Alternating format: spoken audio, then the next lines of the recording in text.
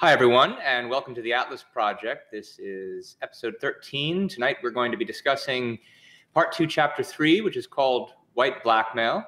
And before I give a brief little overview of the plot from this chapter, I want to just mention one announcement of special note. And that is that, especially given some of the things that happen in this chapter, those of you who've read the book before are going to be interested probably to discuss some of the more interesting events of the novel in this chapter that involve spoilers. And so we're going to have a special broadcast on our spoilers page just for people who already know about the book. There's a link in the comments section currently that's pinned that takes you to the Atlas Project spoilers group. So if you're not already a member, and you've already read the book and you want to discuss some of these spoiler events, or non-spoiler-free events, please join the group, and we'll be having this broadcast on Thursday night, I think. And actually, Greg, I already forgot what time we're doing. I think we're doing it at the usual time. No, we're doing it at 8:30 Eastern, which means 6:30, 4:30 Pacific. So stay tuned for that on Thursday night, a special spoilers broadcast. Okay, so let's get things kicked off with just a quick little overview of this chapter. Chapter's called White Blackmail, and it opens with a scene between Rearden and Lillian. They've just come back from James Taggart's party where Francisco gave his money speech and all hell broke loose because of the little stock trick that he played. They're discussing that event. They decide to go their separate ways. She tells him she's going back to Pennsylvania. He tells her he's going to do business in New York, but in reality, they're both lying. Rearden actually goes to sleep with Daphne for the night, and Lillian stays at the hotel, or comes back to the hotel without his knowledge. She catches him basically in the lie and in the affair, and we'll talk a little bit more about what happens because of that later tonight. In a subsequent scene, we also discover that Floyd Ferris visits Rearden at his mills and basically threatens Rearden to reveal a secret, not the secret about the affair, but instead the fact that he's been illegally selling steel to Ken Danager, and if Rearden doesn't agree to sell Rearden metal to the State Science Institute, he's basically going to bring Rearden up on charges. Rearden refuses and basically says, "Go ahead, put me on trial." Then we go to a scene with Eddie Willers, who's speaking with the worker at the railroad terminal. We learn from Eddie that Daphne now thinks that there is a destroyer in the world, that there's some kind of pattern to the various disappearances. And she thinks that Ken Danager is next. And so in the scene after that, we see Daphne going to visit Danager to try to convince him not to quit. But basically, it's too late. It seems like the destroyer, whoever he or she is, has already been there, and Danager's already decided to retire. And then in the final scene, we see Rearden lamenting the fact that his friend Ken Danager has just quit, and he is suddenly visited by Francisco. And Francisco has a discussion with him that we're going to talk about later tonight. But before he can finish the discussion, before he can say what he came to say, whatever it was, they're interrupted by an emergency at the mills. There's a breakout in the furnace. Francisco rushes to help Rearden, and they succeed, but Francisco is oddly dejected at the end of the chapter.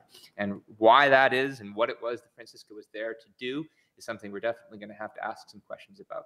So, Greg, I think you wanted to get started with the discussion between Daphne and Rearden tonight, in between scenes with Lillian. Yeah, I thought we would just sort of go through the chapter more or less in order. I have a couple of general thoughts I wanted to say first about where we are in the book, and also a kind of shameless self-promotion plug. So basically, what's going on here across part 2 of the book, especially from until chapter 6 of part 2, I think Rearden is the central character here, and we're seeing Rearden develop a certain line of thinking. I mean, Rearden himself is seeing it this way. There are constant references to a trail or a path he's on. He thinks he's on a certain path or trail. Daphne thinks he's going down a certain path or trail with respect to his thinking about their romance. Rearden himself thinks he's on a path or trail with respect to understanding the looters and what they want from him.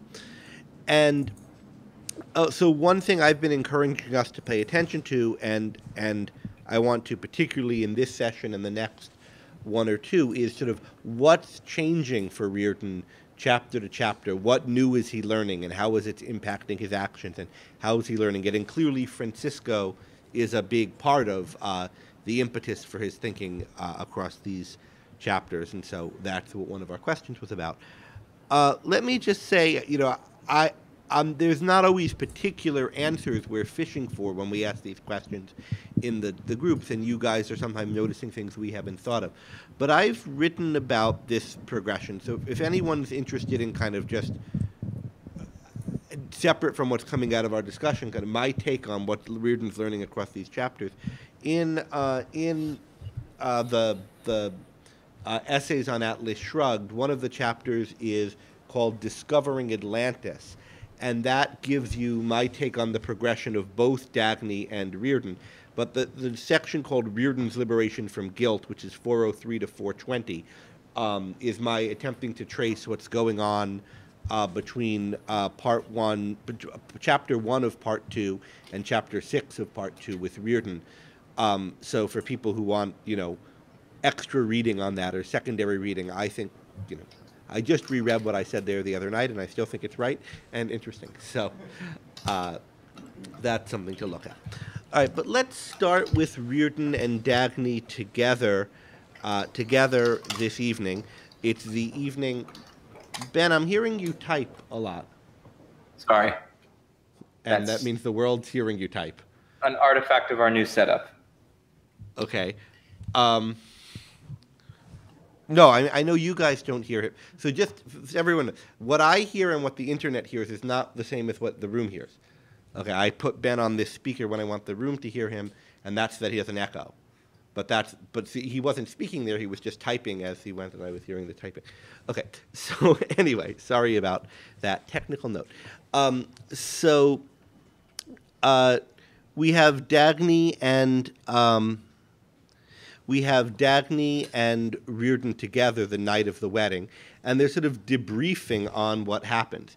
And any thoughts on that conversation? I think it's a telling conversation. For one thing, we get for the first time Daphne's attitude towards Rearden's marriage and that aspect of their affair, right? She's never mentioned it before. Now they're discussing it. Any thoughts on this? I know this has started to come up a little bit in the online discussion. So that's one of the aspects that we're getting here in this conversation, is Daphne for the first time opining on Rearden's marriage, or rather saying she doesn't think she has a right to talk about it. She's not interested in talking about it. She knew he was married. She knew what she was getting into. She didn't expect him to leave his wife for her. She wouldn't like it if he was still sleeping with Lillian, but she would accept it. She wants him, and that's, you know, all there is to it, and she made a choice deliberately, and she's not asking for or expecting any more than he's willing to give her, and it doesn't hurt her. So, I mean, one thing to point out from this is a fairly unusual view, right? And it's unusual in several respects. But Daphne's, the respect that's emphasized here, I think, is Daphne's contrast with Lillian. Lillian wants things from Rearden. Lillian wants things from Rearden that he doesn't want to give her, whereas Daphne only wants from Rearden what he enjoys giving her. Greg, yeah, go ahead, Dan. On that topic, I think it's worth pointing out right before Rearden is reflecting on the difference between Daphne and Lillian. Daphne makes, I think, an important point, because she says that, this is page 425 of the standard edition, "You remember that you called me a traitor once.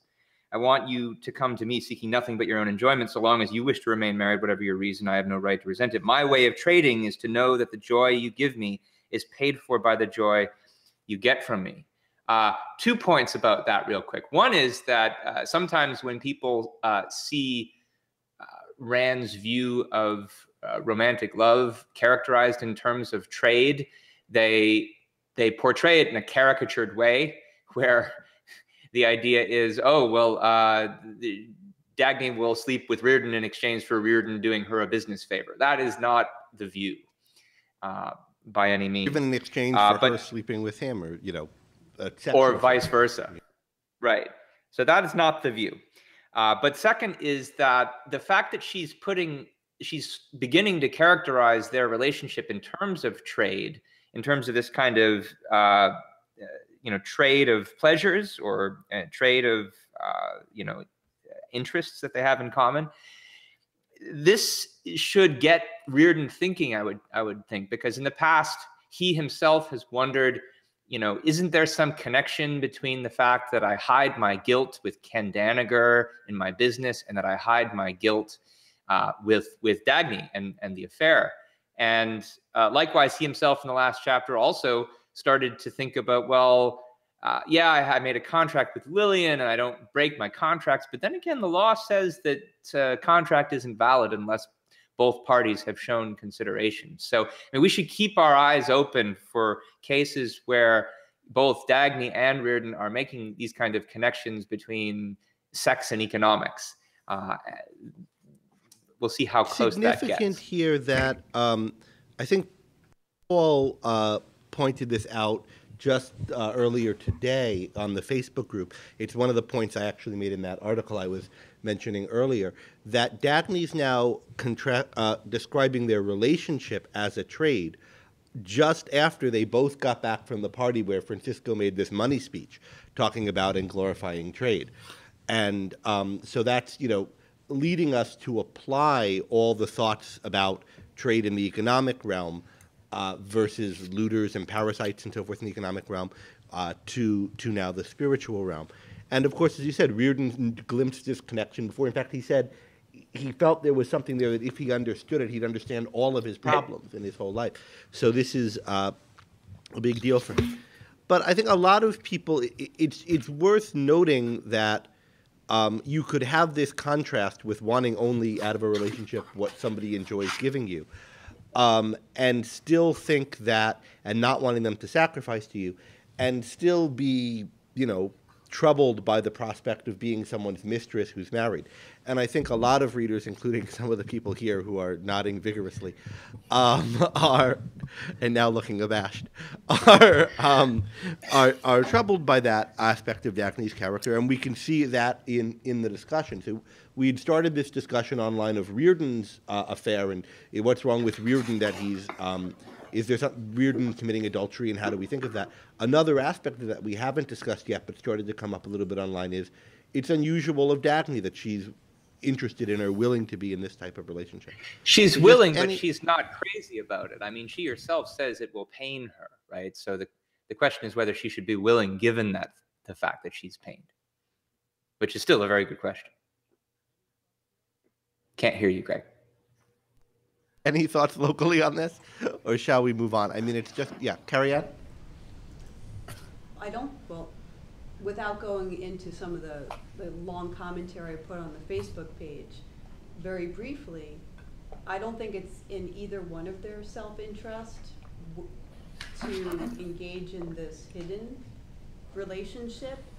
So I understand the big contrast is between Lillian wants to guilt and manipulate Hank, and Daphne does not wish to guilt and manipulate Hank. She wants it to be free and voluntary, and that's a very important contrast, but I think it's a necessary but not sufficient condition for entering into a romantic relationship like this, and that the fact that Daphne would be pained by something that she's realizes he might do, and that she thinks he may have a right to do, is a sign, I think, that it's not good for Daphne to be in a relationship with somebody who's not yet ready to be wholeheartedly open and out in the open and upfront, proudly being with her as a full-time commitment. So I think that that's why I'm part of the reason why I find this choice to not only be detrimental for Hank in certain ways, but also for Dagny. Her willingness to accept a certain amount of pain parallels her willingness to accept a certain amount of pain in the way in which she's pursuing her business. And so she's not as fully healthy as she might seem to be at first blush when she was earlier seen with Francisco as a young woman. I'm not convinced of that. I mean, this is a difficult, I mean, there are a lot of questions here, but what she says she feels no pain from his being with Lily. Now, she might not be right about this, but she says she feels no pain from his being with Lillian, from his staying married, whatever his reasons, from his showing up with her there. What she says she would feel pain about is his, if he was continuing to sleep with her. She'd accept it, but she'd feel pain about it. But in fact, he's not continuing to sleep with her. And I think, you know, if she said, I haven't allowed myself to wonder about that, which is interesting. The allowing yourself to think about things sounds like what Francisco would say. You should allow yourself to think about anything. But she's not, in fact, at least as she sees it, suffering. And she's someone who kept her first romantic relationship a secret out of, with Francisco, out of another motive of wanting to hide it, of wanting to not share it with a world that would look at it a certain way. She felt with Francisco the pride at at calling herself his mistress that other women feel at being granted the title of wife.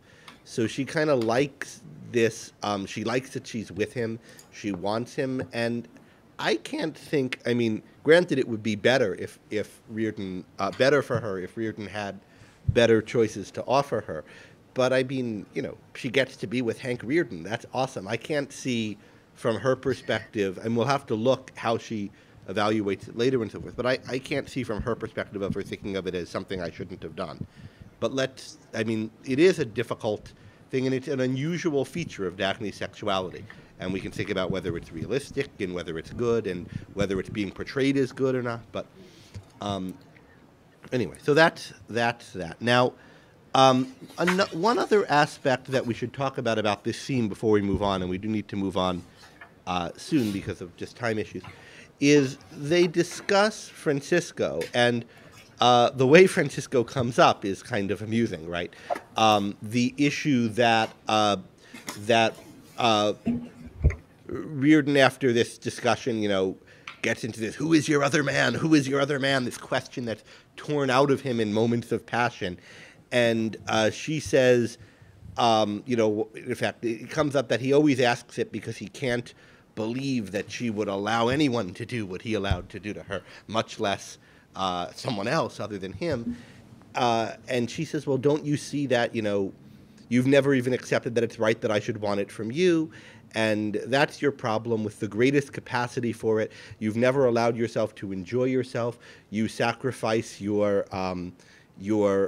desires too easily. And what does Rearden say? Yeah, he said that too.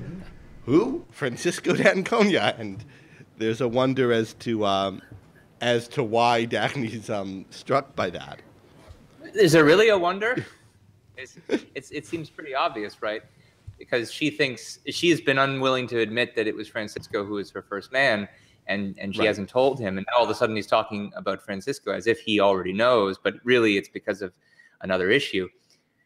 But interestingly, he says we were talking about a different subject, Greg, and Rearden still sees this as a different subject. His pleasure, always rejecting his own pleasure in business is a different thing from always rejecting his own pleasure in sex. He said that too. So I think he must be seeing that it's a personality trait that both of them are commenting on. And I think Rearden's grasping that it's the same personality trait, but as expressed in what Rearden sees is totally different. Yeah. Yeah. But do we see, I think we see signs in this scene of Rearden now acting on that advice and not dismissing his pleasure as easily as he has in the past. And maybe if Al were here, he'd want to chime in on this because Al's always been on this theme about Rearden repressing emotions. But where do we see examples of this? And Ben, did we get examples of this among our examples of Francisco's influence on Rearden? I can't remember if anybody did, but the chat. main one that we got was one I was going to bring up later in the broadcast because it happens later in the chapter. I have at least one good example of my own dimension, but I'm interested to hear what others have to say first. So does anyone here want to bring up examples in this scene where we see Rearden taking Francisco's advice and not pushing thoughts out of his mind, particularly not dismissing his own emotions or pleasure too easily, where he might have in the past? Yeah, Robert. Well, one thing is that he, despite the somewhat pressure from Daphne, he admits that he really likes Francisco. And that was mine. Yeah. He's never met anybody like him. He thinks that he shouldn't like him, and he's. I didn't even know what it was to like a man until I met. So that's a new facet, and then he goes back to the Yellow Fire as well, which was like the first time he had this. Yeah, his that is. immediate reaction was, "God bless you, Ellis, whatever you're doing," and then he repressed, saying this is a bad thing. It's like having a heart attack, and now he's always going to be warning. That's really significant. So not only so he says, what do you think of him? You're not saying that you like him. I'm saying I didn't know what it meant to like a man until I met blah blah blah. And she says you've fallen for him, and he says yes. Right. So he's saying he's in love with Francisco. My wife's been commenting that they have a really cute bromance beginning in this chapter. And I know Ben has some comments he wants to make about that later, I think. I don't know. We'll see. But anyway, the fact Daphne says, I think he's done it on purpose, the bust-up we're having. And she says, it's going to be awful. It's going to hurt us. She says it's going to be like the Wyatt fire again. And Rearden kind of knowingly says, yes, like the Wyatt fire. And you kind of get the sense, I think, Robert, I agree with you, that he's kind of owning his reaction to the Wyatt fire there. Harry-Ann? The other thing, too, that he owns up to feeling, and he says it's strange, is that only with people like Daphne and Francisco does he feel hope. Yeah. And so that's it. So not only does he like him and he's falling for him, but that he makes him feel hopeful about the future. Yeah, which Daphne feels too and can't explain it. Yeah. So that's really interesting. And then is there anything else? Go ahead, Ben. Well, I was just going to cut in to say that even though Francisco also makes Daphne feel hope, Daphne's also worried for Rearden now because she feels like he's going to hurt Rearden, presumably just like he did. She has some experience with. Yeah. The last example I was going to mention of starting to pay more attention to his feelings was, at least retrospectively, the very last line of the section, where he tells her he was lying to himself back when he gave her that speech at Wyatt's house. And it's not entirely clear, at least to me, what it is he thinks he was lying to himself about. But you can imagine a number of different options here, many of which relate to his self-identification of his feelings back then, because he was telling himself that he thought these were the lowest feelings that he could have. And there's been a lot of development in his thinking about that since then. And he doesn't seem to think it anymore. We saw in chapter 1, right, him come to realize that his sexual desires come from his view of the world, and that Daphne's capacity for sexual pleasure was an expression of her greatest virtue. And that's the exact opposite of what he had said in the speech. So I think he kind of got that thought but didn't seal it in words. And I think now he's putting it in words. But we're 24 minutes in, so we should probably start to move on. There's also, what he said about his own motives at that first morning, which, might not be true. All right, so let's go to the next day. And so Rearden makes it back to the hotel. Lillian's there. Lillian now knows he's having an affair. Maybe she had suspected before. maybe, but now she's caught him. She knows he's having an affair, and what goes on? Well, she has a scheme to punish him. He says, you're entitled to say what happens next. He doesn't make any excuses. He doesn't beg her forgiveness. There's no reason, in his view, why he should forgive her. So what do we make of what she says? I know, Ben, you had a few thoughts on this. Well, some of them I think I want to hold back on in the interest of time, but I will raise one general point, which is that she definitely accuses Rearden of sleeping with a floozy, of having an affair with a floozy, and almost goes out of her way to say, well, it couldn't be Daphne. And it's interesting and yet she still wants to know who it is, and that's what she's badgering him about. And so why does she care so much to know if she's already got it figured out? And why does it matter to her one way or the other? I'll leave that for now. I think it matters to her because if it's not a floozy or a ballroom girl, that it's not something she thinks or she feels she can shame him about. If it's like some type of random chorus girl who is like, oh hey Mr. Rearden, that's something she could say, look, you're not a gentleman. Manicurist in a barbershop. She says, she's like, she spends the whole time laughing. Oh, the man of stainless steel, enjoying catching her husband cheat, which is a very odd thing. So if it's someone that's isn't that, she thinks, or I don't think she thinks it consciously, but she feels she can't hold it over on him. And yet she doesn't seem to really seriously entertain the possibility that it's someone not like that. So I think to her, who it is a detail. She's convinced it's some floozy. But I think that the thing you said that was most interesting to me, I'd like to follow up on, is that she's enjoying it. So thoughts about that? Yeah, Carrie? Yeah, actually, in a previous scene, Hank had prodded Lily, what do you want, what would make you happy, and she doesn't tell him, and she's like, if you don't know, then it's not something I can tell you, it's not material. Here she tells him on page 406 in the mass market edition, she uses the phrase, I want you to fill in the blank, 1, 2, 3, 4, 5, 6 times in one paragraph. I want you to do this and feel shame. I want you to come home and to face somebody who despises who you really are. Now she's starting to tell him exactly what she's probably wanted all along, and finally wrangled him into a position where she feels like she can manipulate him and control him with the knowledge.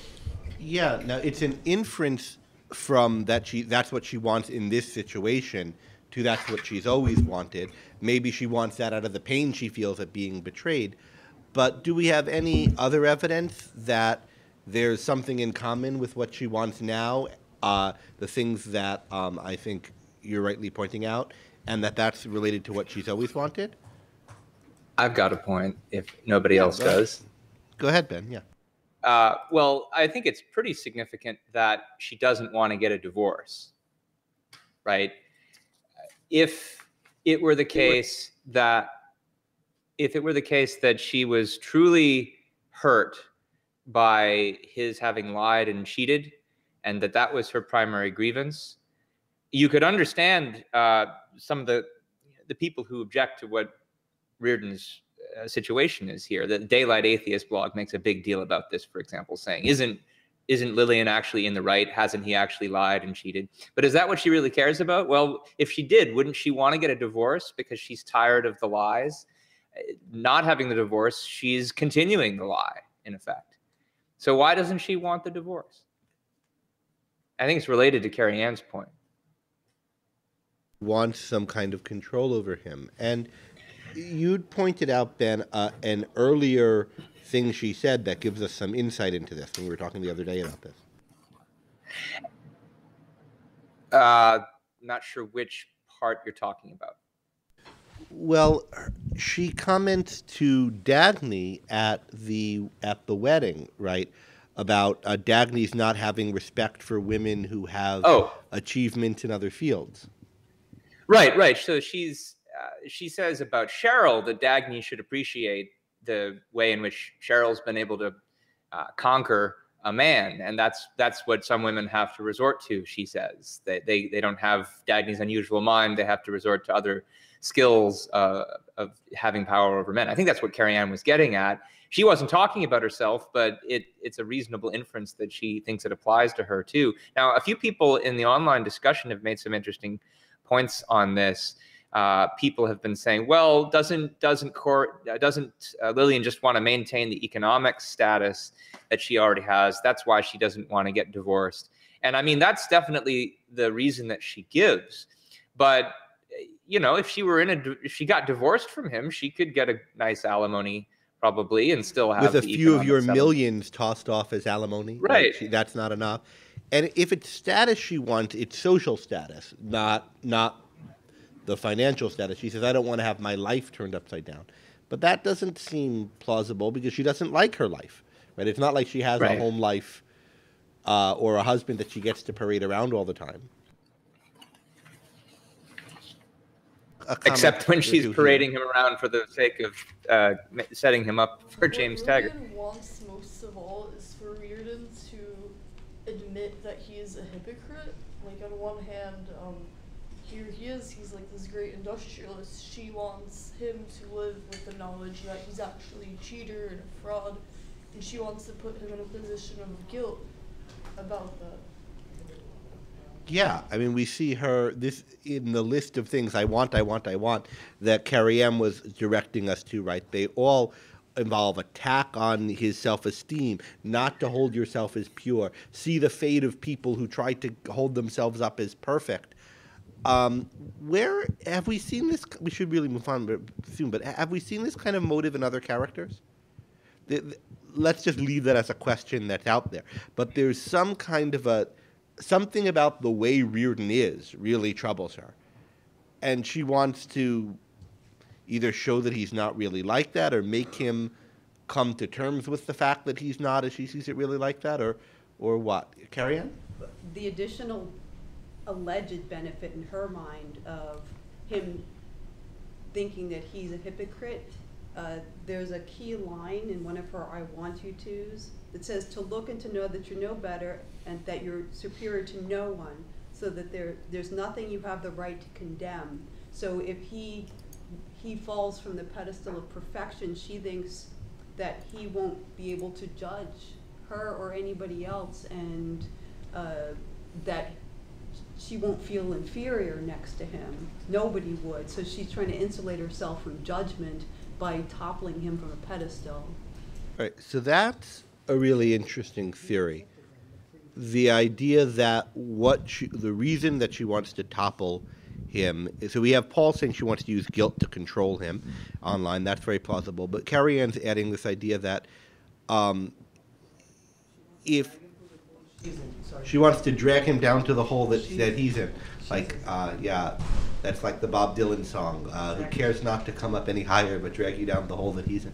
Yeah, so there's this idea that there's a motivation of you see yourself as low, someone else who seems better and proud of his being better stands as an affront to you, and you want to show that that's not true.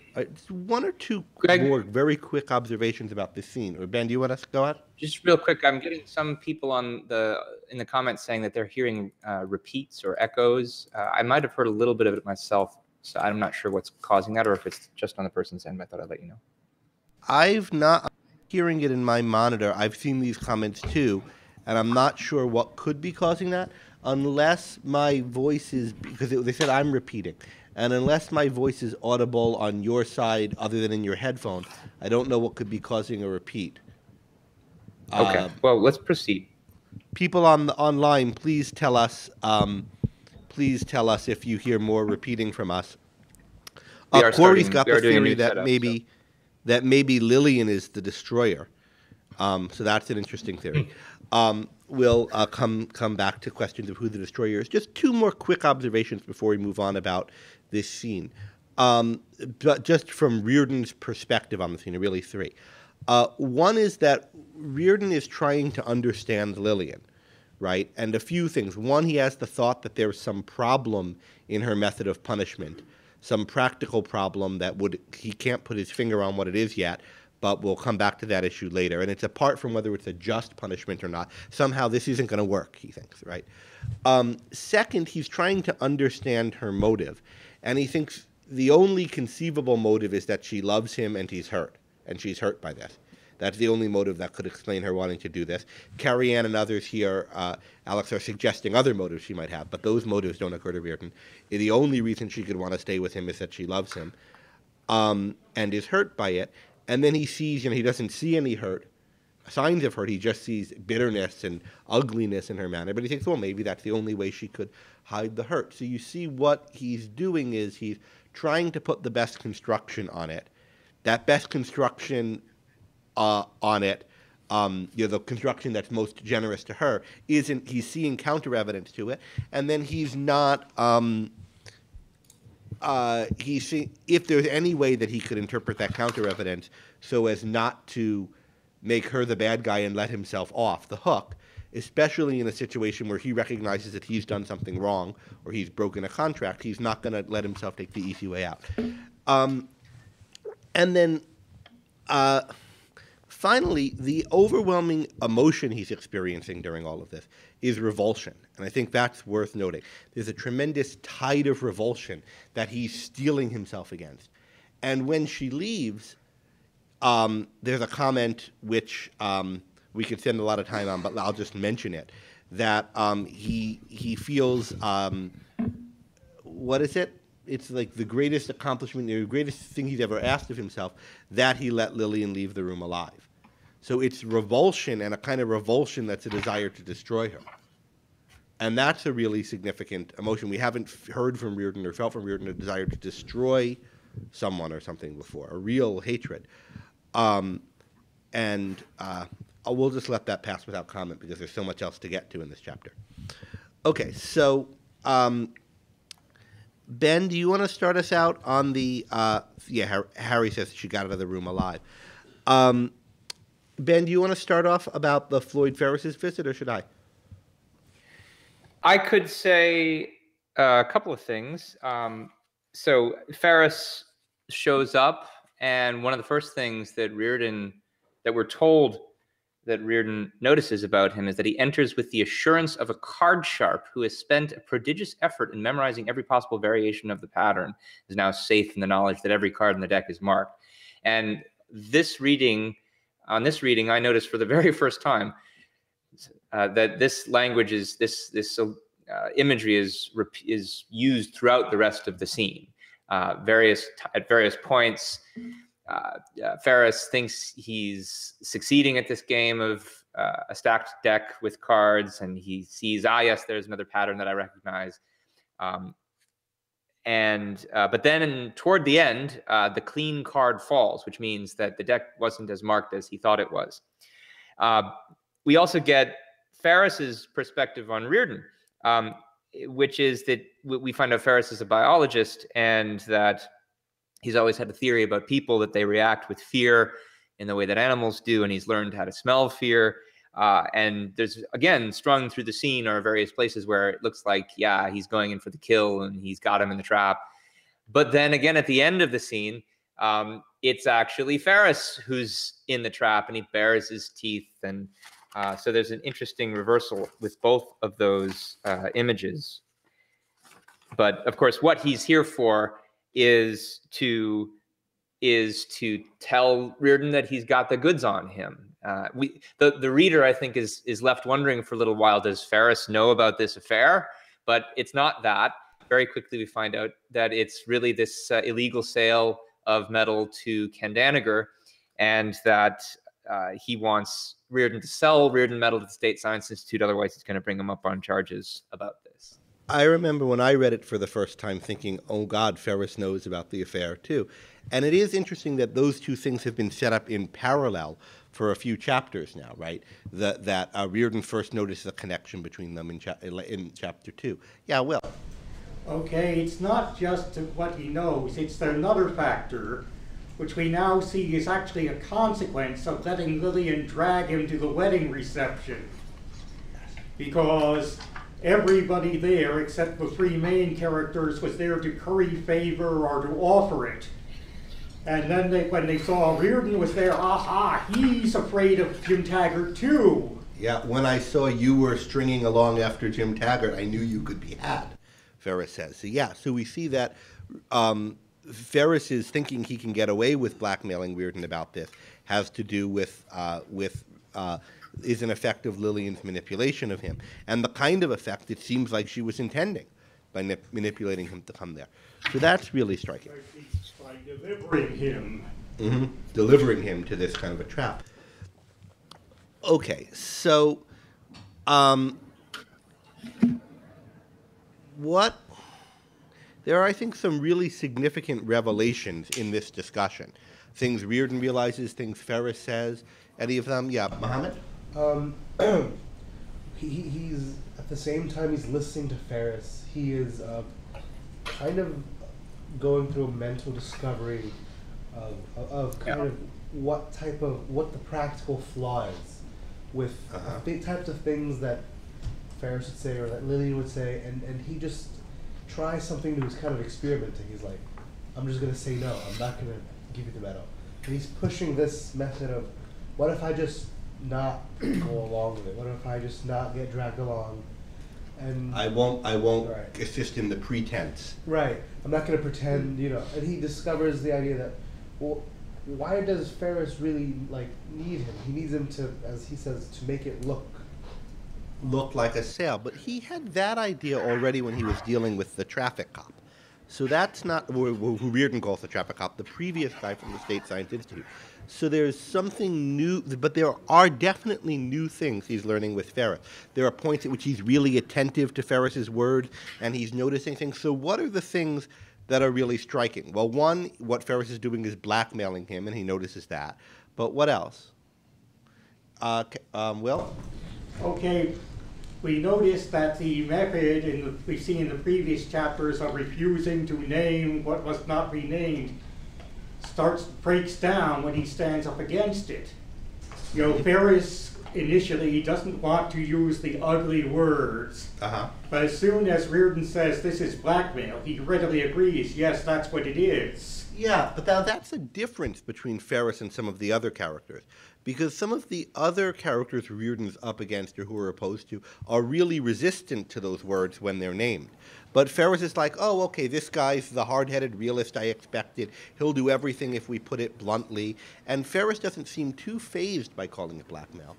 But there is something odd about it. Yeah, Carrie-Ann? The discovery I think that Hank makes here that's most significant is learning that the laws were created in order to be broken. They were devised in such a way that nobody could follow them, which gives those in power the ability to exercise the deep power that they do. Yeah. That's what I think it is. He's one of the really big revelations. And he says, you seem happy about it, right? Now, who else seemed not too unhappy about him having done the wrong thing, allegedly, is Lillian. So there's a parallel here, right? You seem happy about it, and Ferris just goes on, sure, I'm happy about it. I can control you now. Yeah, Greg, and Pooja online noticed that similarity. She noticed both that Lillian doesn't seem to feel any pain at this discovery in just the same way as Ferris doesn't seem to feel any kind of, well, he's not gloating, he's not guilting. He seems to see Rearden as a kind of colleague or comrade, and it's when Rearden notices this, that he doesn't gloat over the victim's sin or acknowledge its evil. It's when Rearden notices this that Pooja also points out that he leans forward in a posture of eager attentiveness, and he has the feeling that he was about to discover another step along his half-glimpsed trail. So this is the first of several steps in this trail that are portrayed in the chapter, as you've pointed out. Yeah, Tyler's asking what the white part of the blackmail is, and that's a really interesting question. Brian's commenting on that. I think we should wait until we get to the conversation with Rearden and Francisco, which we need to turn to shortly, to to make sense of that. But I think that's significant. But Francisco's going to comment on this. Anything else to really say about this? Well, Rearden identifies a practical flaw in what Ferris is attempting to. That's the same word he used for Lillian's thing, right? A practical flaw. And he doesn't say what it is here, but he says Ferris will discover it when he puts him on trial. So he's going to go ahead with this, and we'll see at the trial, which takes place in the next chapter, what that flaw is, or what he thinks that flaw is. But we, I think, are meant to notice the commonality with Lillian. Yeah, go ahead, Ben. Interestingly, I think it's important that when Rearden Rearden calls it a practical flaw, he doesn't actually call it a practical flaw in Lillian's case. He calls it a flaw, I think. But he emphasizes but it's a flaw apart from its justice or anything else, right? So he doesn't use the word practical. But I wanted to point out that this is probably important because of the fact that all through this speech, all through this scene with Ferris has been stressing, you're a practical businessman, aren't you? I know, practical businessmen make deals like the kind that I'm offering you. Don't pay attention to, leave the theories and the principles to people like, Bertram Scudder and Simon Pritchett. You want to be practical. And he says, yes, I am going to be practical, and I'm going to refuse, and I'm going to, let you put me on trial. And this is significant for some of the stuff that's going to come up later in the chapter. But interesting little thing there worth pondering, but I'll just mention it, and people would think of it maybe on the discussion, is Ferris, part of when he's saying, Rearden, you're so practical, you're not the kind of guy who would let emotion interfere with a business deal. And right. I think Ferris is taking some kind of emotion of sanctimony or revulsion at the thought of blackmail. And Rearden says, no, not any kind of emotion. And, what kind of emotion is he referring to? And similarly, Rearden says the evaluation of something as practical depends on what it is you want to practice. Right. So we'll have occasion to think more about this when we move on. I know there are a few more things to say about this, but we're running behind. So let's just spend maybe 5 minutes talking about the issue of Daphne the Destroyer and Danager, and then move on to the main event, which is the meeting with Francisco, even though we're running a little bit behind. So we know that from Eddie's conversation with the worker that Daphne now has a whole theory of there's a destroyer, it's a person, there's a certain state other people need to get into before they're ready for the destroyer. Then the destroyer will come and chop them down. This destroyer is evil, though she wants to kill him. She wants to find him even more than the inventor of the motor. He's the worst person in the world, and so forth. And she has the idea that Danager is ready for the destroyer. So again, we learned this from Eddie's describing her inner state to this worker. And then the next scene is Daphne is there waiting to meet Danager. Danager keeps her waiting for a long time, which is uncharacteristic. And by the time she gets into the office, Danager's made up his mind to quit. There's been somebody who's just there and just left. And presumably this is the destroyer or someone he's had a conversation with that induced him to quit. And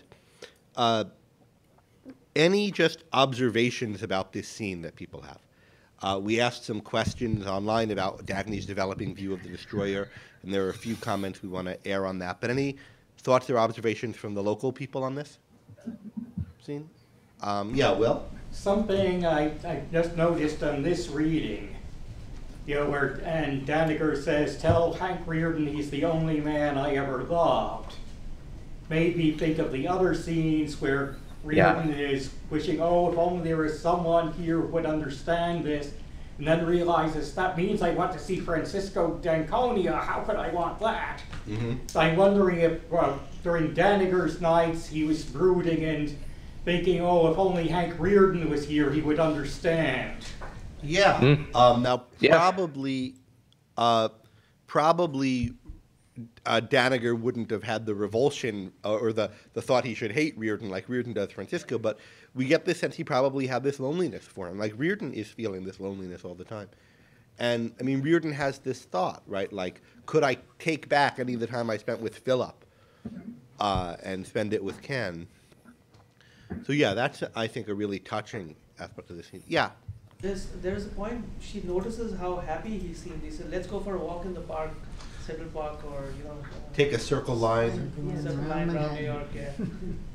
Yeah, so And that recalls another of the Vanishing Men, where Midas Mulligan says something, you know how I always enjoyed being alive? Yes. So this is really striking. Ben, do you want to comment on this? Yeah, I know there were Betsy. some things online. Betsy Online had a good observation about this, that after this destroyer gets to people, they seem happy and at peace with themselves. They're more in touch with their most important values. I like this last way she puts it. The destroyer seems to be some kind of Pied Piper who is spiriting them away under a spell. This is... Yeah, and, now, you do know, we know that that's true of the... Because the other example that Will gave us of Midas Mulligan, do we know that Midas Mulligan was someone who was got by the destroyer? I mean, don't. maybe this is a reason to think he was. It might be, yeah. If so, the destroyer has been active for quite a long time, right? Because it was many years ago that Midas Mulligan disappeared. And I thought I'd also mention, Greg, that since one of the ways in which Daniger is described when Dagny sees him for the first time after having met the so-called destroyer, I mean, he's not described as being destroyed. He's described as looking like he's 20 years younger, or looking like he's 20 years old. And we also know that the destroyer is supposed to have said that he made this appointment with him when he was 12, when apparently it was the first time he started working, and not when the destroyer actually would have known him, because the destroyer is too young to have known him back then. And there's a few other things in this chapter, a few other allusions made to this kind of youthful idealism. You see it, for instance, at the beginning when Rearden sees Dagny sleeping, and she looks childlike and youthful. And then again, she's described that way by Eddie to the worker when he describes the way she looks when she's sleeping. Interestingly, she's only ever described that way when she's sleeping. It's weird that the worker should ask how she looks when she's sleeping, which Eddie comments on. And it's weird that Eddie should have noticed. Yeah, Which he also so comments. that's interesting. That's what the worker says back, right? Why should you talk about it? But yeah, it is interesting that Dagny's described in a way that's in the same childlike, innocent way when she's asleep, and not, if you put it, when she's awake. Yeah, carry on. What I was most struck by in this rereading this scene was the paragraph that begins on 417 of the mass market edition. She saw the man who had left by his reflection on Ken Daniger's face, and it's this absolutely beautiful scene of how Ken Daniger's described, and the last clause in that paragraph, the theme was deliverance. This is when she's listening to Halley's concerto. It's the theme of deliverance from way back in the first chapter, part 1. So this particular paragraph, it's like looking at Ken Daniger's face is like listening to Halley's concerto, and she thinks she gets a glimpse into who the man was who just visited, and then she finds out it's the destroyer. But the destroyer has the effect on Ken Daniger that listening to Halley's music has on Dagny. Yeah, So that to me was what the connection I made when I read that paragraph. that is really striking. And we're starting to get now several connections between the destroyed people.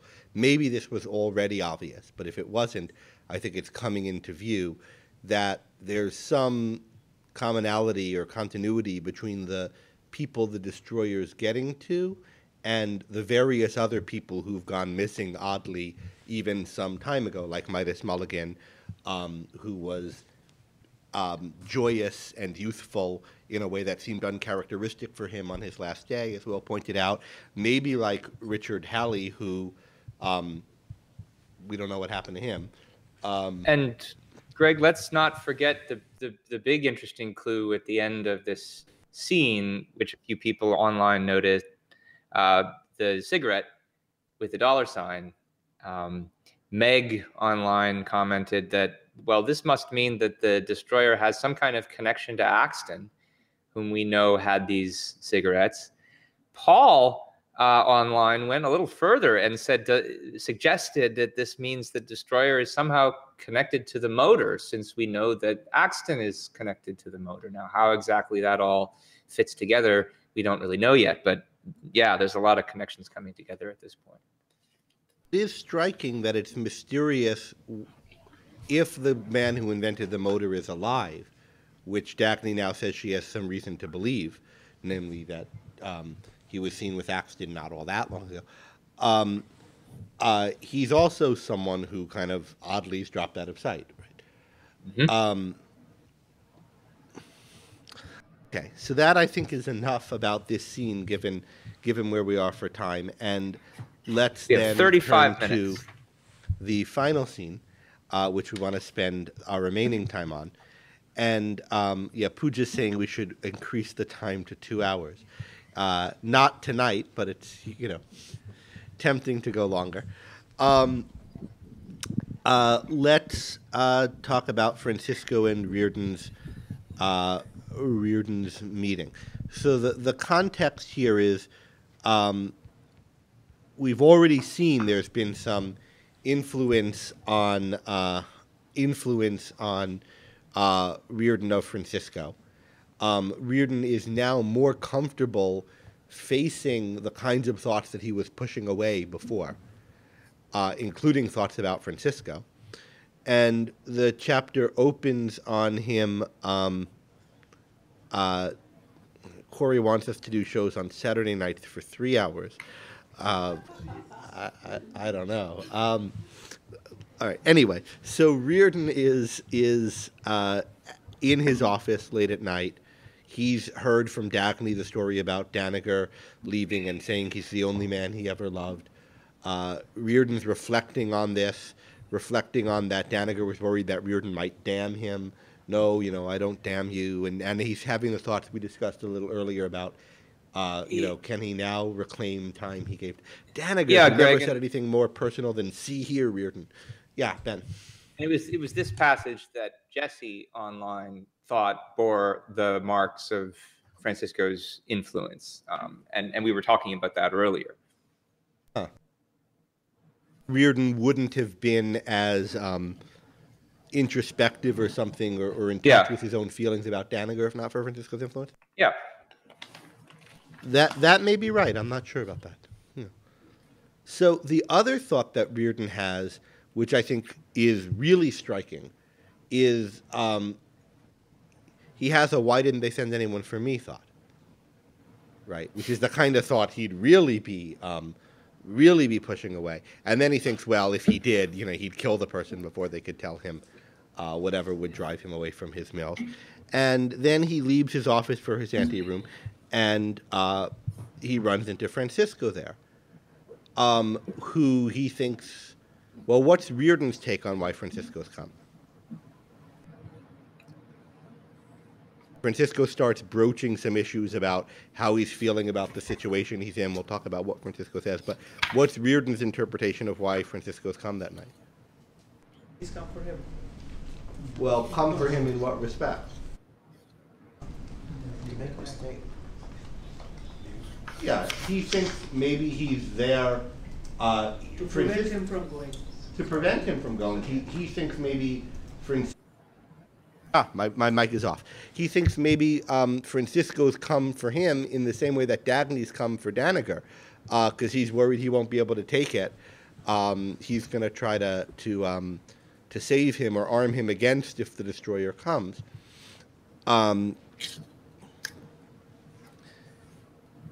How, in fact, does their conversation go? There's one beautiful personal moment at the beginning of it that starts off this bromancy thing. I mean, I think it's already been there. Carrie Ann, you know which one it is because you're smiling. So, do you want to tell us? Well, yeah, when Hank says because it's not easy to, it's when Francisco says because it's not easy to have to damn the man who meant most to you. And Hank says, I wouldn't damn you if you'd only stay away from me. And Francisco's like, well, no, I meant Daniger, but thank you. Obviously, that I meant the most to you. So but he's so cool and reserved. I was talking and about interestingly, Mr. Daniger. we get a face slap reference here where Rearden looks like he wants to slap his own face because of this. There's a lot of face slapping in this world, which is This is the first self-face slap that he's thinking about. The first self-face slap, yeah. A different kind of selfie. All right, so, yeah, but I really love that interplay between them. And also, another interesting thing about this early thing is Francisco, who's always blunt about naming things, is interestingly sensitive to Rearden's not wanting to name things in this first bit of their encounter, and Rearden will name them. So that shows a kind of, you wouldn't want me to say how lonely you are tonight, just accept that I know it anyway, and so forth. And Rearden's like, sure, I'm lonely, but he's sort of much more blunt about it. I mean, he's more willing to face up to things about it than he's more willing to name and face facts about his own emotional state, I think, than we've seen him before. Okay, so what is it that that they start talking about? He starts talking about why his business is moral, why he should feel pride in the factory, and that's his knowledge and everything that's created it, and that he shouldn't just have to say, I can't be stopped. I won't break. He wants him to learn his value. Okay, so Francisco is helping Rearden to learn his own value, or describing his own value. I mean, Rearden says, in the way this comes up, is that Rearden says in response to the idea that he needs to be saved from breaking. I can't be broken or whatever, and Francisco makes some point to the effect of any man can be stopped. It's just a matter of knowing man's motive power. What is man's motive power? You should know, Mr. Rearden. You're one of the last moral men left to the world. Moral? How? What? Surely not. I'm anything but that. Whatever would make you say it. And then Francisco starts talking about the mills and how everything is made. And if you want to see an abstract principle like morality in a perceptible form, look out the window, look at this mill. Yeah. And so what is it about the mills that Francisco thinks embodies morality?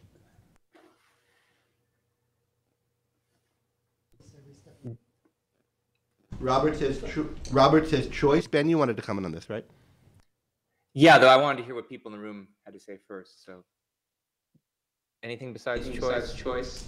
Nothing could have made you act against your judgment, and you would have rejected as wrong, as evil, any man who attempted to tell you that the best way to beat a furnace was to fill it with ice.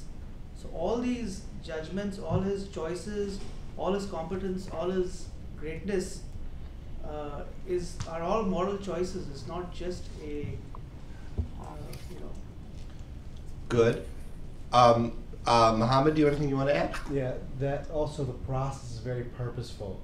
So you set out a purpose, and then like every step of the way to fulfilling it, you have to be very reality oriented or grounded.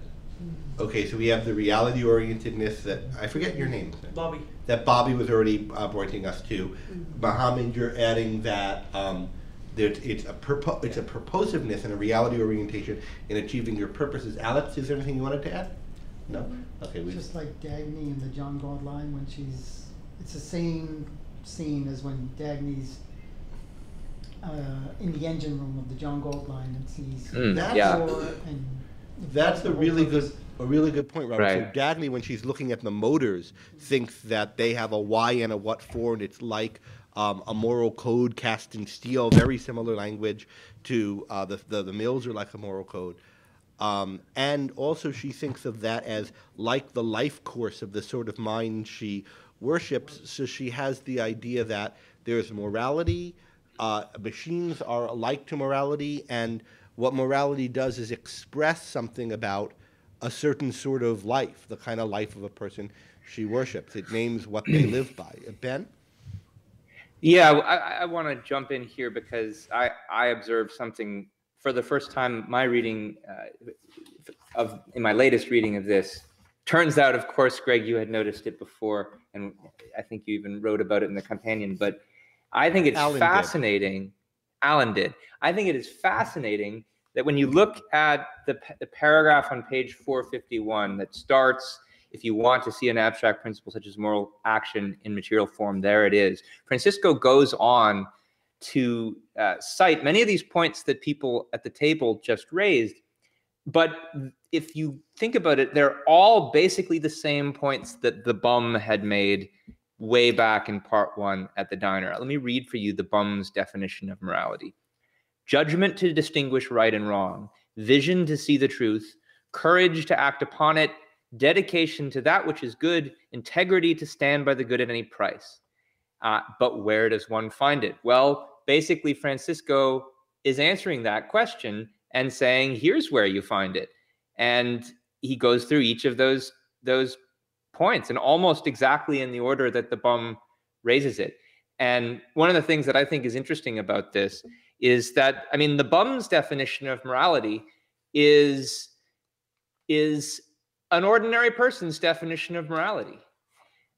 So when Francisco is giving this definition, but digging deeper into it and showing what it means, and if we're to assume that this is something that Ayn Rand is endorsing, it suggests that the view of morality that she has, while on the one hand is rather radical, is not neologistic. She's not just completely redefining the concept of morality. Everybody thinks morality involves distinguishing right and wrong, courage, dedication, integrity, etc. And what Francisco is pointing to here is that people haven't thought enough about what those things really mean. Yeah, this is a really interesting point. I mean, it's in this connection that Alan discusses it, these scenes together paired in chapter 4 of A Companion of Ayn Rand, which is a book that Alan Gotthelf and I edited together. Alan passed away a few years back. But he has the main chapter in that book on Rand's view of morality. And one thing he's interested in is, in what sense is her view, which is very unconventional in many respects, is it still even a view of morality, and does she think it is, as opposed to someone like Nietzsche, who's offering something that he says is not morality, or a substitute for it, or what we should have instead of morality. And I don't know that it's true that everybody would think this, or that Rand would think everybody would. It seems Lillian doesn't, exactly. But it's not some weird out of left field view of what morality is, or at least it's not portrayed as that in the novel. I think that's really striking. Okay, so let's move on a little bit still in this scene. So we start out with this, this is what morality is, right? And Rearden is the only moral man. But is Rearden consistently moral, according to Francisco? So why not? Francisco tells Rearden, Mr. Rearden, is why you live by one code of principles when you deal with nature, and by another when you deal with men. And then he again says, why don't you hold to the purpose of your life as clearly and rigidly as you hold to the purpose of your mills? And then there's a whole paragraph on why each and every brick is in place, and every piece of steel has a certain principle behind it. Alex, did Bobby scoop you, or is there anything you want to add to that? It was a precise quote I was about to cite. All right. So, and Greg, Ben? It's really important, I think, that Francisco is asking these why questions. What is all? I mean, this is Francisco's usual line of thinking. What for? And asking about the purpose. Or his usual line when he was a kid, before he became a playboy.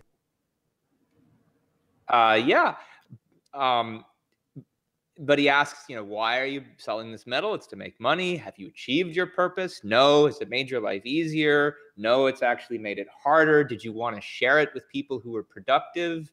Yes. Has that happened? No. So there's this whole series of connections he's trying to make, seeing if Rearden's actually achieving his purpose, his what for, just in the way that he does ordinarily when he's making metal, just in the same way that the different pieces of the engine in the running of the John Galt line fit together. And in this case, it looks like they don't. And and he's not achieving his what for, right? He hasn't made any money from Rearden Metal. Rearden Metal hasn't made his life easier, it's made it harder. These are the things that come out of the situation. When he wanted to, when he pictured himself making the metal, and when he's proud of the rail, he pictured them being used by what kind of people? People who could equal his achievement, like Ellis Wyatt, people who couldn't but would be grateful and respectful, like Eddie Willers, but not by whining rotters who would never rise themselves to the slightest effort, and while riding his rail would curse them. That's a paraphrase, I forget the exact line, but something like that, would curse him while he was doing it. And he says, what? I'd rather blast the rail first, which sounds a lot like Wyatt setting fire to his mills. Well, then why don't you do it, Mr. Rearden? Because of the men, all the men who are writing today, it's of this latter sort. All right, so one of the themes that's coming up in Francisco's speech is that Rearden is the moral man, one of the few moral men left to the world, but he's not consistently moral. He's not moral in his way of dealing with people, or not fully, because he's not as ruthless and as principled about it as he is in his professional life. There's another major theme in the speech to do with morality. Did anyone pick up on this? I think one other really big idea in the speech that we haven't heard yet, or maybe two, but any thoughts? Moral sanction, which he talks about later. Okay, so there's the idea of a moral sanction, and he says, in fact, you wonder, Mr. Rearden, why it is that you feel yourself drawn to me when you think that you ought to damn me. I'll tell you what it is. I'm the only man who gave you what you ought to have demanded from everybody before you dealt with them, namely a moral sanction. So there's this idea that a moral sanction is something you can give someone, and that's important. And this idea hits Rearden like a ton of bricks, because Rearden had earlier had the idea that there's some sort of sanction that the looters need from us, but he couldn't quite put his finger on what sort of sanction. Well, Francisco said there's such a thing as a moral sanction. You see how much you need it, Rearden. That you're drawn to me when you think you should hate me. Well, now he's grasping that a moral sanction is a really big idea. There's another one, though, actually, that is the one I had in mind, it's connected to that one. Alex, do you have a thought on this? Or am I putting you on the spot? So there's a part on page 422 of the Mass Market. The Mass Market edition that says man's motive power is his moral code. Good. So we have the idea of a moral code as motive power. That connects. You could stop any man if you know his motive power. So we get the idea that morality is really important to life. Morality is what motivates somebody. That's why people need a moral sanction, maybe. What does he say right after morality is man's motive power? He says, ask yourself where their code is leading you and what it offers you as your final goal. Yeah, now their code. So we're getting here, I think, for the first time, something that's really crucial. The idea that there are multiple moral codes. Rearden is moral. Says Francisco, and he gives his reasons for thinking that. He has certain virtues. There's a moral code that Rearden has, the code that he's lived by, he says, but never articulated or expressed or defended. But that's not the only moral code. Carrie Ann? And right after he explains to Hank, Francisco explains to Hank that he gives him a moral sanction, he then turns around and says, but you're still guilty of a great sin. And guiltier than you realize, but not in the way in which their moral code. So trying to get clear on virtue and vice according to different moral codes, and that Hank's bought into something. What is Hank's great sin? Because he said names accepting undeserved guilt. Yeah. Ben, So he's being I think we unjust. had some comments on that, right? Or I forget if you had them or some of the commenters had. Yeah, and sorry, I'm blurry right now for some reason. But You've become blurry, but hopefully not but your because voice I'm is morally fine. ambiguous. So the question of his guilt is interesting because, of course, remember that in the previous chapter when Francisco gave his speech, that Francisco very pointedly asked, if everything I said in the speech is true, Mr. Rearden, who's the guiltiest man in the room? And now we have him saying, not exactly answering that question, but indicating that there is some kind of guilt that attaches to Rearden. And I think we need the greatest guilt, he says, right? The greatest guilt is accepting an undeserved guilt. Yeah. And we need to spell out a little bit more about what has he done to accept this undeserved guilt? How does that relate to the other code, for instance? So let's go back to this issue of two codes, which I think is connected to all of these issues. The sanction of the victim issue, the issue of why, in Francisco's view, Rearden suffered despite doing something great, or maybe even because of doing something great. Francisco talks about a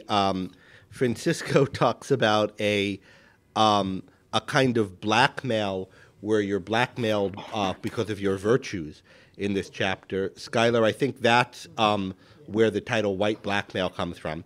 I don't think he uses the phrase white blackmail exactly, but I think we get Francisco naming what it is that Ferris and others have been doing to Rearden and what Rearden has been accepting. Schuyler also points out that there's a kind of epistemological dimension to your coming in and out of focus, or makes a joke about it.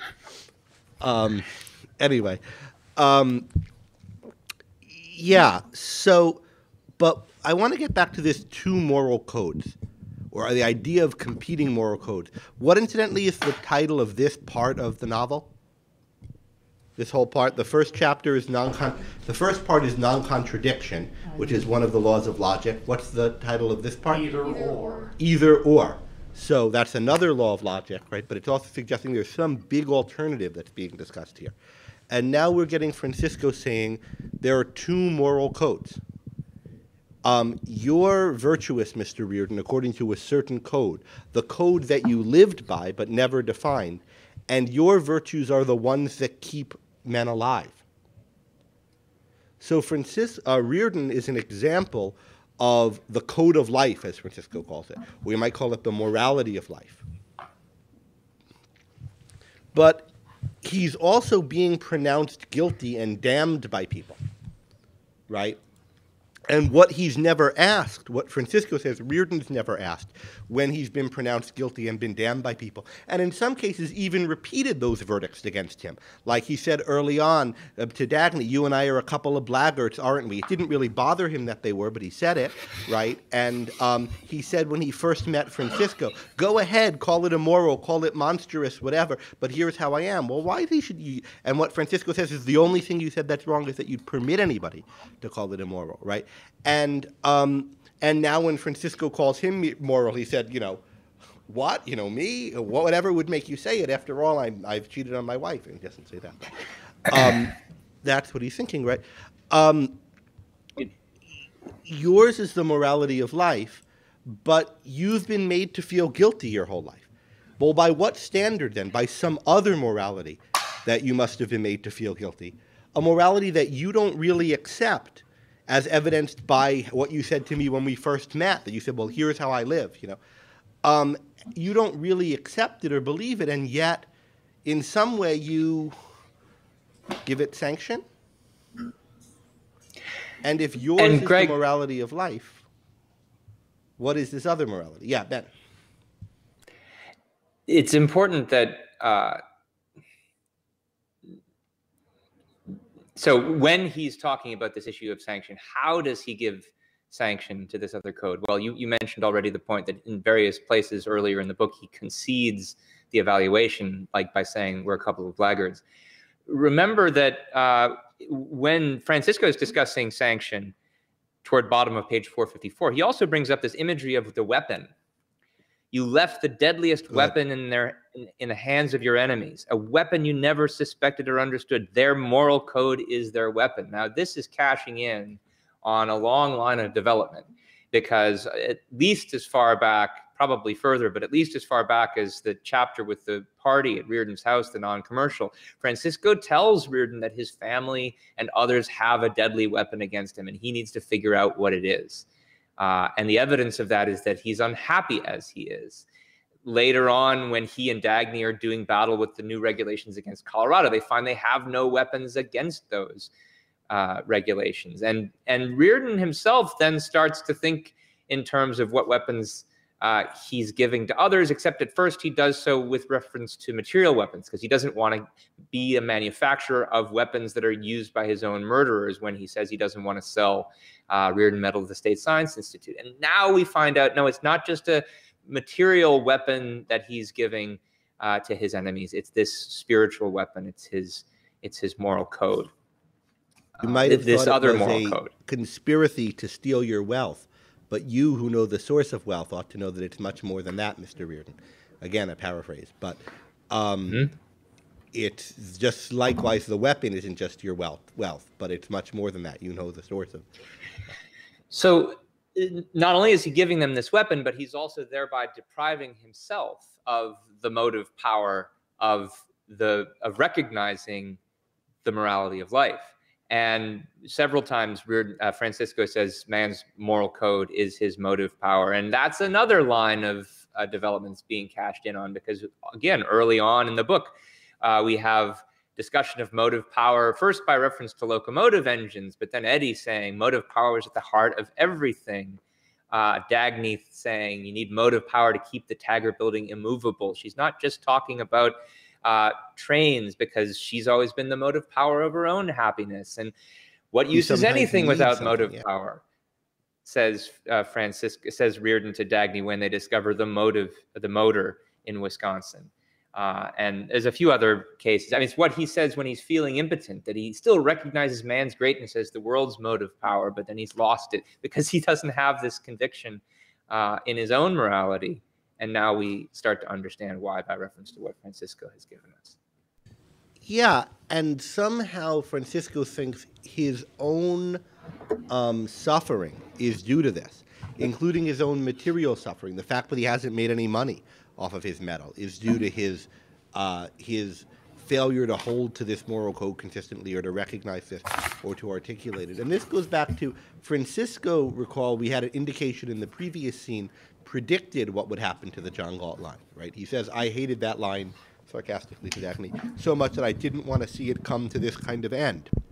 And remember, once you dared John Galt to come and seize your line. Well, he's done it, right? He has. So Francisco sort of saw this coming. Francisco, now Rearden was, her co-worker in the making of that line. And what he's now saying to Rearden is, look, this didn't work out the way you thought it would. Well, the reason has to do with something about your failing to recognize or act on or insist on your moral code. You're failing to demand a moral sanction from everybody before you deal with them. You're being too promiscuous in your dealings with people. You're not holding to your code as in social situations as you do in your work life. Mr. Rearden, knowing all this, how can you, and then there's a furnace breakout before he could. You missed one point, though, didn't you? Oh, did I miss something? Go ahead. You missed the title of the book. Yeah, I was going to kind of skip for time, but since it's there, let's do it. Go ahead, Ben. Well, if you saw Atlas, the giant who holds the world on his shoulders, if you saw that he stood, blood running down his chest, etc., what would you tell him to do? And this is where we get Francisco saying he should shrug. I take it, Greg, that this line was in the book before the book actually even had its title, right? Because it was originally going to be called The Strike. Don't say what it was going to be called. But, well, it's still called that in some other languages. Yeah, the Ayn Rand's husband, I think, suggested this title. But, and I think it was a chapter title at one point, maybe of this very chapter, and eventually it became the chapter title of the book. Yeah, so Francisco, if he saw Atlas, the world bearing ever harder down on him, holding the world aloft, would tell Atlas to shrug, which suggests that maybe he's not there to save Rearden from the destroyer. Other evidence of that, when Rearden says, "Are you here?" like Daphne went to Danager to save him from the destroyer, he says, "Miss Taggart and I have very different ideas about a lot of things." Okay, but now he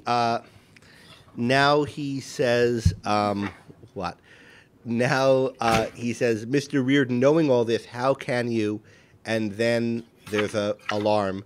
There's a furnace breakout, and Rearden and Francisco rush to fix it. Francisco's even before Rearden, which means Rearden thinks he went the second he heard the sound, but Francisco is ahead of him, which means he's acting right like on impulse, almost instinctually. He's not taking time to think about what he should do. He's just running and doing it. And there's this lovely scene where Francisco practices this out-of-date art of furnace closing. Rearden joins him. They save the furnace. In the course of it, Francisco trips and is about to die, and Rearden saves his life. Afterwards, Francisco says, "You saved my life." The thank you was in the tone, and Rearden says, "You saved my furnace." What he said this time was, "Oh, yes, you damn fool," and "Be careful, you damn fool." Yeah. Okay, so we have this real bonding between, and the bromance, Rearden's catching him and feeling his body against him like he would a son that he's holding, and we get this real intensity between them. And then they're back in Rearden's office. So what can we say about the aftermath of this furnace break scene? How are each of them feeling?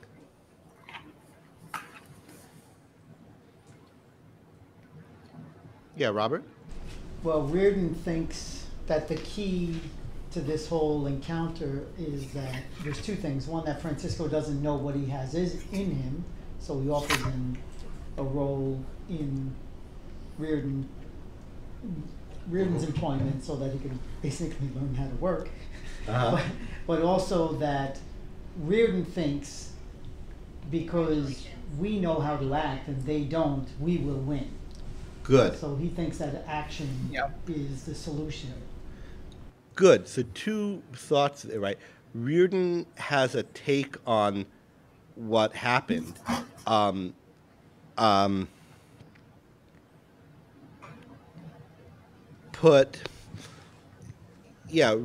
thinks what Francisco was saying was only part of the story.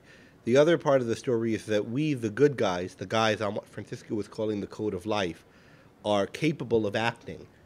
What really stood out to him about everybody else was that they were just standing there. They couldn't act.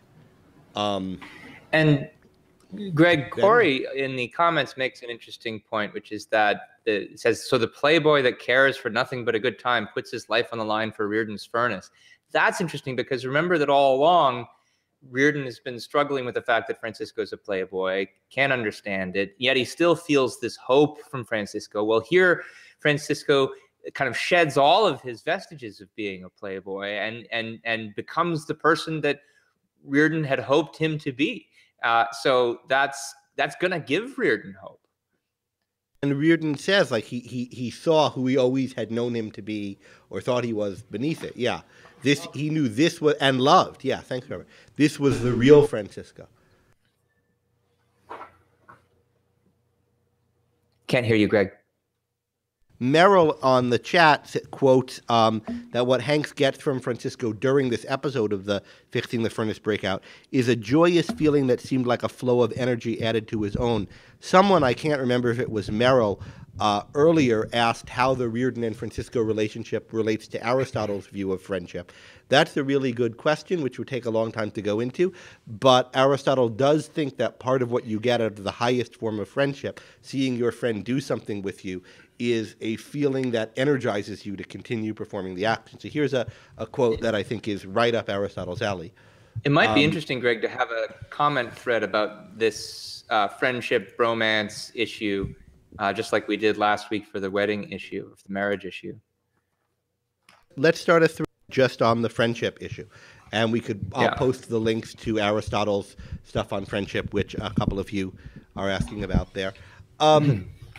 So, all right. So but let's just wrap up with what's coming out of this scene. So Robert's saying Rearden's take on what's happening is that there's another side to this. There's the fact that we're able to act in a way other people aren't, so we'll be able to win. The setbacks, the fact that I'm not making any money on my medal, that it's made my life harder, is a temporary thing. We're able to act. We'll be able to see it through, the good people like us. What's Francisco's take on this episode that just happened? Bobby? Disappointment? He's disappointed. It's an interesting thing. He has a mocking smile directed at himself, which is something we've never seen before. He always has this mocking, derisive smile directed at other people. Now he has a mocking smile directed at himself. He also looks in some way kind of crestfallen or defeated, right? Whereas before he had seemed eager and like he was doing something cautious. Rearden said, more than that, I know you... Go ahead, Ben. Rearden sees in Francisco's eye the look of a quiet, tightly controlled, patiently borne torture. This is about as far away from his expectation of that he would have a sense of triumph as you could imagine. Yeah, especially since he thinks of Francisco as a painless type of person generally, right? In contrast to him, Rearden, who's in a lot of pain. Or at least often feels pain. Francisco seems impervious to it, and now he's bearing torture. Combined with the torture is this kind of look of self-mockery, which is weird for Francisco, who's always smiling derisively at everybody else, and has this, I think Schuyler put it, an I know more than you air about him a lot of the time. Rearden says, you had a lot more to tell me, right? And we know that he did, because Rearden earlier asked Francisco, what are you driving at? While they're talking, and Francisco says, you'll know it before I'm through. That is, before the evening is through. And Francisco says, no, not tonight. I'm not going to say the rest of what I had to say.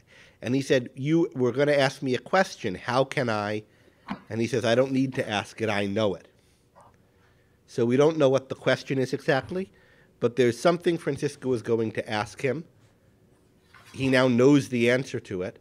Maybe that's connected to the mockery he feels towards himself. It seems like Francisco didn't accomplish what he was here to accomplish. And we're at time, so maybe we can leave it at that. We're going to have a spoiler section. We are not accomplishing everything we intended either. We're going to have a spoiler section on Thursday, so we can continue discussing this. I won't be in New York, but we could all be online for people who want to be. We can discuss it without an I know more than you know air, for just people who've read it before, kind of talking about in this and the other recent chapters what things are interesting from the perspective of repeat readers. All right. Ben, any last thoughts?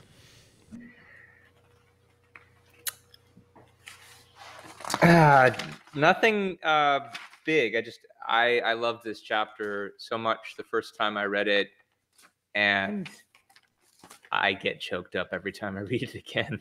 So I hope other people enjoyed it as much as I do. Oh, one thing we can point out, just I'm looking at our miscellaneous points at the end. Pooja pointed out that we get the answer in this chapter to something we asked way back about in chapter 1 about why Rearden wanted to put a sign over everything. At least we get Rearden's reflection on it, of what kind of people he wanted to see the sign. And that when Daniger left the world, who was there? He figured it out. Anymore.